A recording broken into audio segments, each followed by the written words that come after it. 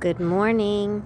Hi, I am near what used to be the Key Arena, and I wanted to show you how they tore down basically the Key Arena. This is one of the old structures. There's many of them shaped like a ball because of back in the day with the Seattle Sonic basketball team. And Bushka, I think you remember coming to the Key Arena for a few concerts, and you also saw a Disney on Ice performance of Aladdin back in the day. But also you used to come here to see the Thunderbird hockey team. But they tore down the old Key Arena, and it's going to be now called the Climate Pledge Arena, if you can see that new sign. Apparently, helicopters brought the big pieces of this sign in to put it on top. But a few weeks ago, I actually saw some smaller signs being hauled early morning on large trucks. And the roof here is supposed to be an old school roof from back in the day around 1963 during the World's Fair when they put up the Space Needle. So I wanted you to get a little bit of a look here. I just got off work a little bit early and I go in tonight, but I'm gonna go for a little bit of a walk, which is good for me. It's really good exercise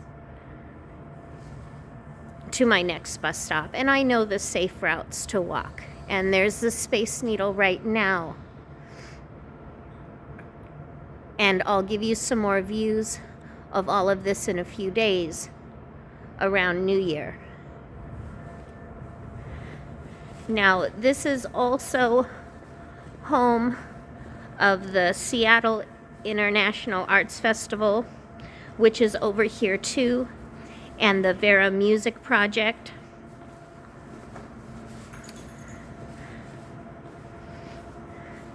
But I'm going to take you through at night.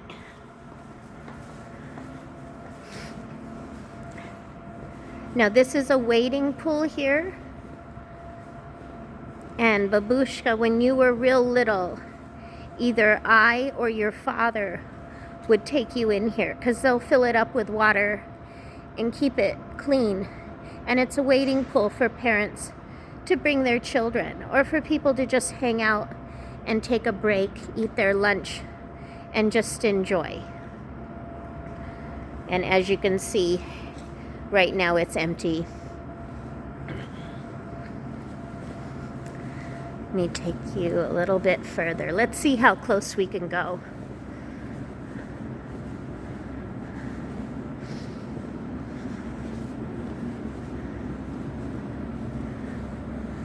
But here's a closer view of what they've been doing. Construction workers have been coming in just about every day except for Sundays. And we talk about what's going on with their work, and they're really excited. It was sad though to see the Key Arena torn down.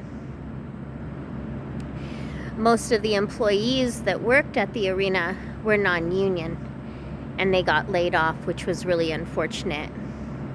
But we'll see how it turns out. It is supposed to be the first really true environmentally friendly arena in the world. That's what they say if you look it up online. It's also home of the women's basketball team, the Seattle Storm, and it's actually a really good team. It's won a number of championships. Good for them. Once in a while at night, I'll see a few of the Seattle Storm players come in. Because, you know, a few of them live nearby in the neighborhood. It's really nice to walk through this area at night. It's safe, pretty much. There is security, and this is when the workers and custodians start to come around.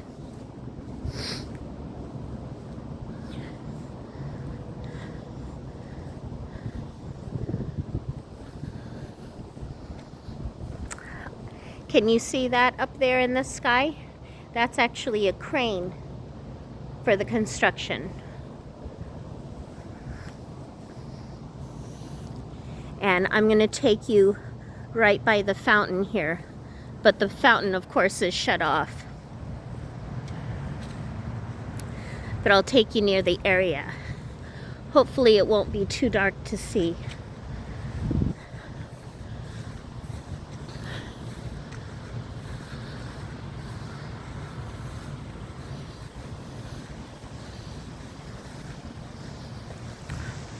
I don't know if it's too dark for you to see it, but that center dome there is where the water spews out.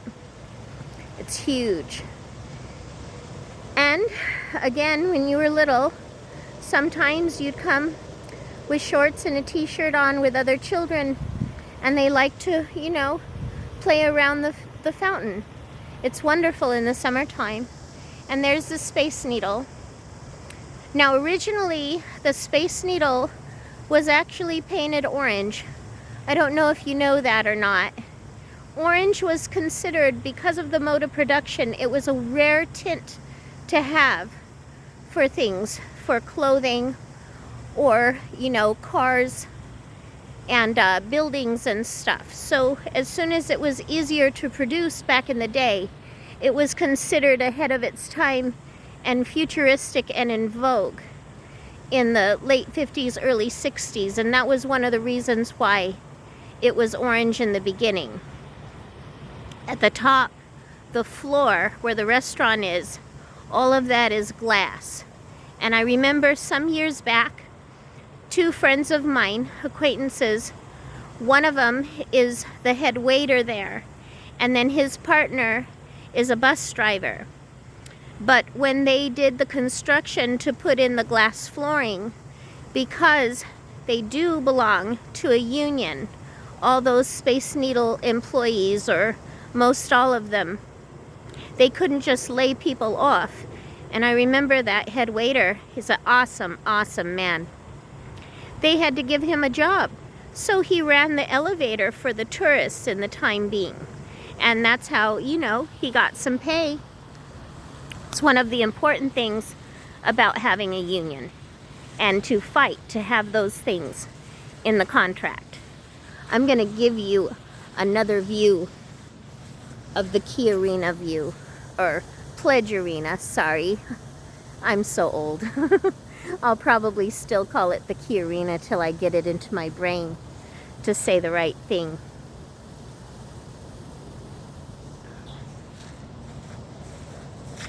There is actually an old school, when it was called the Supersonics, back in the 70s and early 80s. He's been retired for basketball for quite some time. And he teaches yoga and dance now. And he comes into my work on a regular basis. Wonderful man. I'm going to show you the murals here that they put up in the meantime while things are being built. Absolutely gorgeous.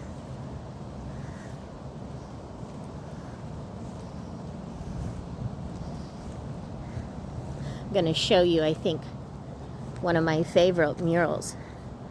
I haven't seen anything this beautiful in quite a while. I love it. I love the black and white and the gray.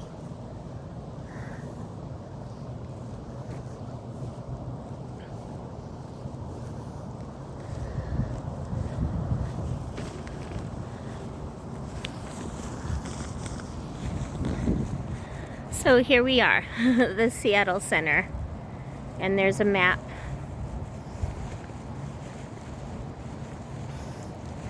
Now usually there's festivals for all cultures, especially in the summertime, but because of the pandemic, no. Everything's been pretty much shut down. There's another mural. But it's not that people aren't trying. I'm gonna cut across a hill of grass here.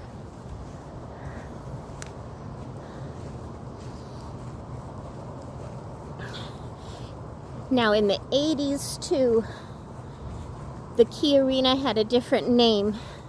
It was called the Coliseum. And I came up here twice. Once around 1987 with my youth group. As I said before in a previous video, where I'm talking about dealing with my father and dealing with my brothers, and then my mom, your grandma. But I went another time in 1989. I believe it was 1989, or maybe it was the beginning of 1990. I came to what was called the Coliseum before it became the Key Arena with an ex of mine's brother, and we became really good friends. He's a really wonderful gentleman. But we got tickets to see Motley Crue, and that was a lot of fun.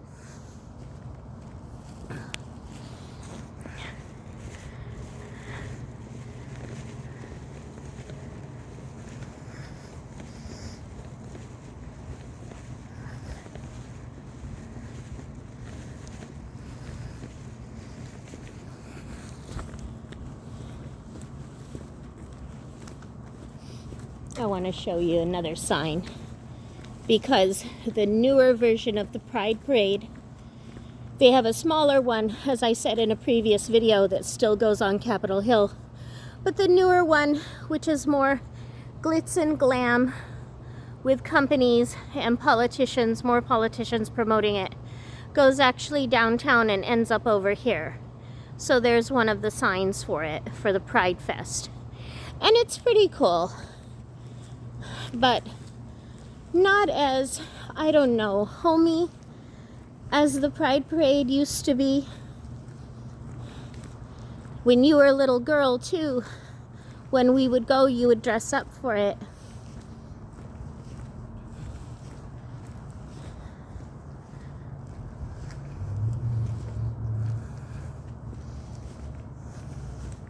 They also have other festival things going on too throughout the summer, like Seattle Folklife.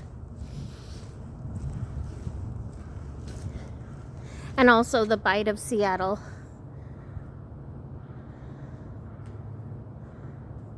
But a lot of those things, the prices have gone up. There's also Bumbershoot too, which actually used to be hella cheap to go to. And now tickets can run up to hundreds and hundreds of dollars, depending on who you want to see and where you want to sit.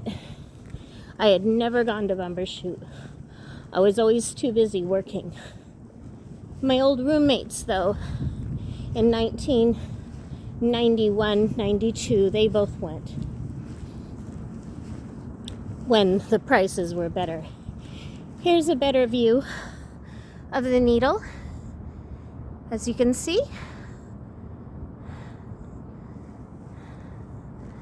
I'm going to take you a little closer, and then I'm going to let you go. I'm going to show you around some other stuff on another night. Other points of interest here that you're going to love. So I'm going to let you go now.